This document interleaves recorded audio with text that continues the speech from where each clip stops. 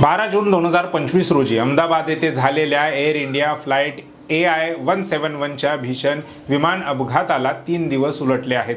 या दुर्घटनेत 242 प्रवाशांपैकी 241 जणांचा मृत्यू झाला। फक्त एका जणाचे प्राण वाचले।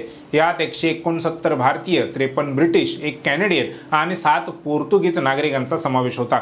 अपघाताची कारणे अद्याप स्पष्ट झालेली नाहीत, तरी तपास यंत्रणांनी ब्लॅक बॉक्स हस्तगत केला आहे।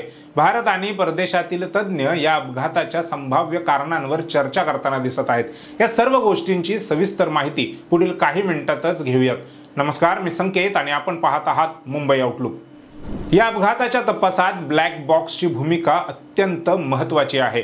ब्लॅक बॉक्स म्हणजे फ्लाइट डेटा रेकॉर्डर FDR आणि कॉकपिट व्हॉइस रेकॉर्डर CVR विमानाच्या उड्डाणाची सर्व माहिती आणि पायलटच्या संभाषणांचा तपशील जतन करतो। अहमदाबाद विमानतळाजवळील BJ मेडिकल कॉलेजच्या हॉस्टेलच्या छतावर हा ब्लॅक बॉक्स सापडला आणि तो दिल्लीला तपासणीसाठी पाठवण्यात आला आहे। हा ब्लॅक बॉक्स म्हणजे नेमका काय व तो कसा काम करतो याबाबतची माहिती आम्ही या आधीच्या व्हिडिओमध्ये आपल्याला दिलेली आहे। ती तुम्ही मुंबई आउटलुकच्या YouTube चॅनलवर जाऊन तो व्हिडिओ पाहून ती माहिती ग्रहण करू शकता। तपास यंत्रणा, ज्यात भारताचा विमान अपघात चौकशी ब्युरो म्हणजेच AAIB, ब्रिटनची एअर ॲक्सिडेंट्स इन्व्हेस्टिगेशन ब्रांच आणि अन्य आंतरराष्ट्रीय तज्ञांचा समावेश आहे।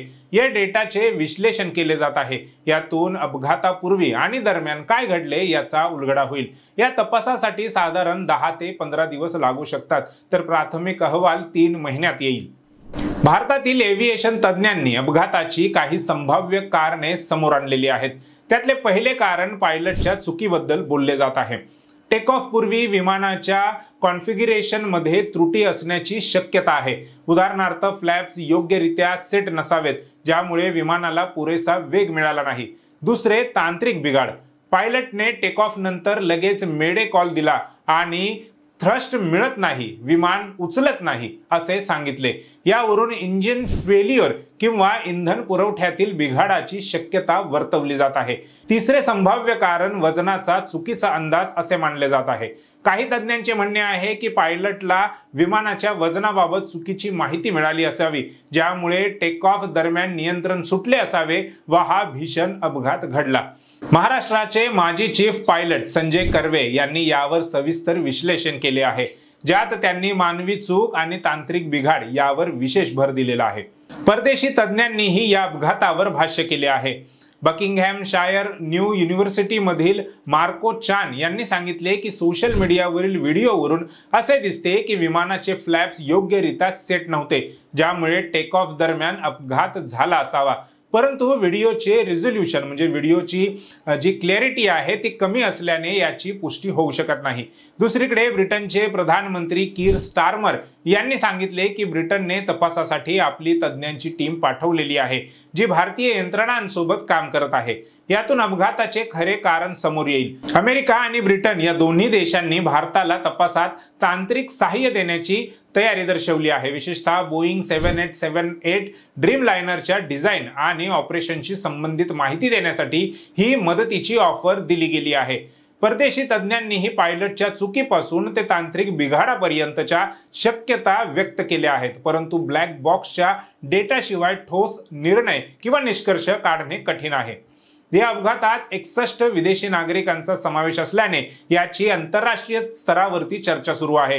ब्रिटन, पोर्तुगाल आणि कॅनडाने आपल्या नागरिकांच्या मृत्यूबद्दल शोक व्यक्त केला आहे, तर इराणच्या परराष्ट्र मंत्रालयाने भारताच्या बाजूने संवेदना व्यक्त केल्या आहेत। भारताच्या परराष्ट्र मंत्रालयाने सर्व विदेशी दूतावासांना प्रवाशांच्या यादीसह माहिती पुरवली आहे। यामुळे विमान सुरक्षिततेबाबत जागतिक स्तरावर पुन्हा एकदा प्रश्न उपस्थित होत आहेत। भारताने बोईंग 7878 आणि 7879 या विमानांच्या अतिरिक्त सुरक्षा तपासणीचे आदेश दिले आहेत। टाटा समूहाने मृतांच्या कुटुंबियांना प्रत्येकी 1 कोटी रुपयांची मदत जाहीर केली आहे। अहमदाबाद विमान अपघाताची कारणे अद्याप अस्पष्ट आहेत, परंतु ब्लॅक बॉक्सच्या विश्लेषणातून लवकरच सत्य समोर येईल। भारत आणि परदेशातील तज्ञांनी मानवी चूक, तांत्रिक बिघाड आणि वजनाचा चुकीचा अंदाज इथपर्यंत अपघाताच्या कारणांची शक्यता मांडली आहे। या दुर्घटनेने विमान सुरक्षेचे महत्त्व अधोरेखित केले आहे।